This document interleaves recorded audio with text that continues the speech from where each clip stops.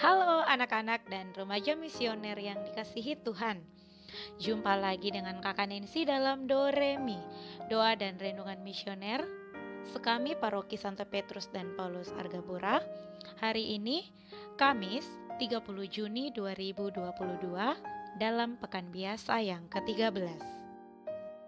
Wah, tidak terasa ya adik-adik, kita sudah di penghujung bulan Juni dalam tahun ini. Semuanya berkat kasih karunia dari Tuhan Yesus kepada kita.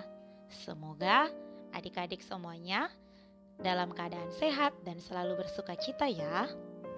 Bacaan kita hari ini diambil dari Injil Matius pasal 9 ayat 1 sampai dengan 8 dengan perikop orang lumpuh disembuhkan. Mari kita menandai diri kita dengan tanda kemenangan Kristus. Dalam nama Bapa dan Putra dan Roh Kudus. Amin. Sebelum kita mendengarkan dan merenungkan firman Tuhan hari ini, marilah kita berdoa. Tuhan Yesus, kami bersyukur kepadamu untuk anugerah kehidupan dan nafas kehidupan yang Engkau berikan kepada kami pada hari ini.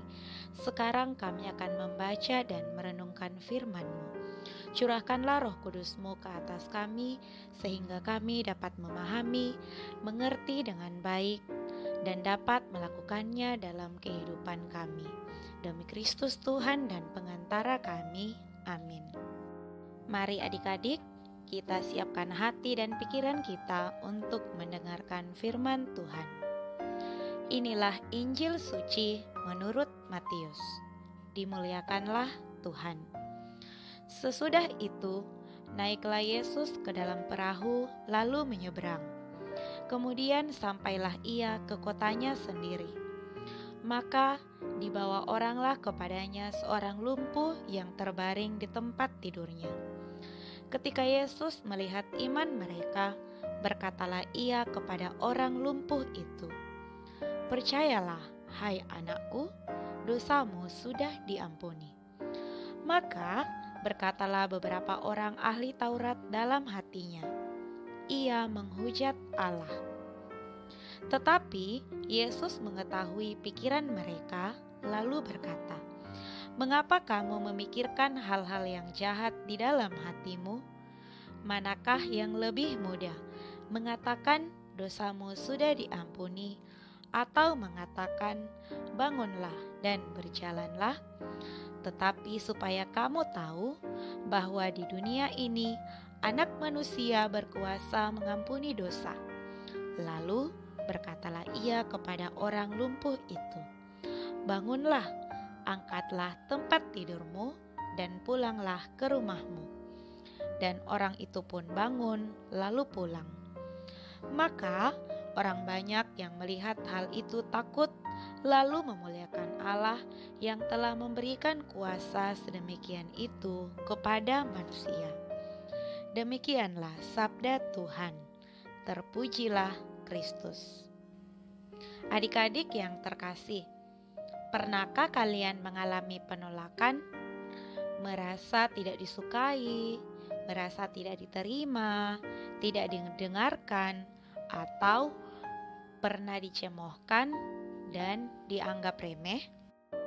Ketika seseorang atau sekelompok orang tidak menyukai orang lain, maka ia akan selalu berusaha untuk menemukan kesalahan, untuk menjatuhkan atau menyingkirkan orang yang tidak disukai karena menganggap orang itu sebagai ancaman bagi kenyamanan dirinya. Hal inilah yang dialami oleh Yesus dalam bacaan hari ini. Ketika Yesus sampai ke kotanya sendiri, Yesus tidak diterima oleh ahli-ahli Taurat.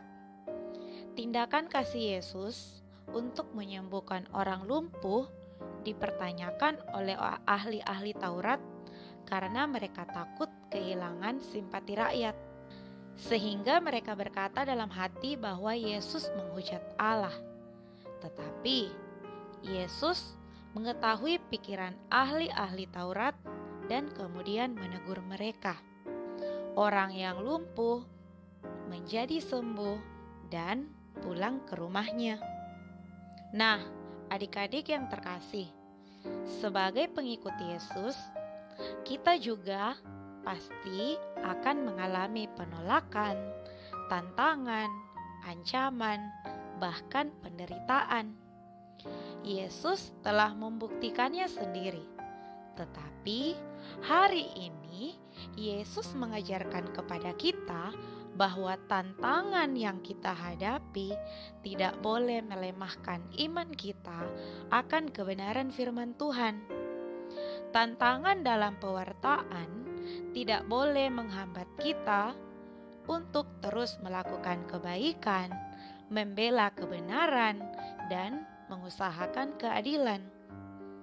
Keteguhan iman kita haruslah menjadi syarat mutlak bagi kita pengikut Kristus. Keberhasilan mengatasi tantangan akan semakin mendewasakan iman dan diri kita, dan juga melipat gandakan kekuatan dalam diri kita. Hidup beriman menjadi indah karena tantangan dan kesulitan yang berhasil diatasi dan dimaknai. Mari adik-adik, jangan patah semangat ketika kita mengalami tantangan. Apapun tantangan yang kita alami, Tuhan yang akan menguatkan dan berjalan bersama dengan kita. Yakin dan percaya, serta selalu berpegang pada kebenaran firman Tuhan. Semoga kita semua dapat selalu menjadi pewarta kasih sukacita Tuhan dalam kehidupan kita. Semoga demikian. Amin. Mari kita sama-sama mendoakan doa anak misioner Indonesia. Tuhan Yesus, Engkau diutus Bapa menjadi berkat bagi dunia, menjadi selamat bagi manusia. Utuslah kami anak-anak-Mu di Indonesia untuk menjadi sahabat kuat bagi yang lemah, sahabat yang rela berkorban bagi yang menderita payah, sahabat penghibur bagi yang sakit dan gelisah. Tuhan Yesus, kami pun ingin menjadi utusan-utusan kecil-Mu, teman setia bagi yang tersingkir terlantarkan, teman bicara bagi yang kesepian terlupakan, sobat yang gembira bagi yang sedih dan susah, sobat penuh penghargaan bagi yang tak dicintai. Tuhan Yesus, utuslah kami kini dengan bantuan Roh Kudus-Mu, menjadi garam dan ragi yang baik, menjadi terang dan obor yang cemerlang, membawa kegembiraan dan pengharapan. Tuhan Yesus, kuduskanlah badanku dan sucikanlah jiwaku. Kupersembahkan diriku padamu hari ini. Berkatilah semua anak dimanapun juga. Berkatilah semua orang yang kami jumpai, siapapun juga. Amin. Bapa kami yang ada di surga, dimuliakanlah nama-Mu, datanglah kerajaan-Mu, jadilah kehendak-Mu di atas bumi seperti di dalam surga. Berilah kami rezeki pada hari ini, dan ampunilah kesalahan kami, seperti kami pun mengampuni yang bersalah kepada kami. Dan janganlah masukkan kami ke dalam pencobaan, tetapi bebaskanlah kami dari yang jahat. Amin. Salam Maria, penuh rahmat, Tuhan sertamu.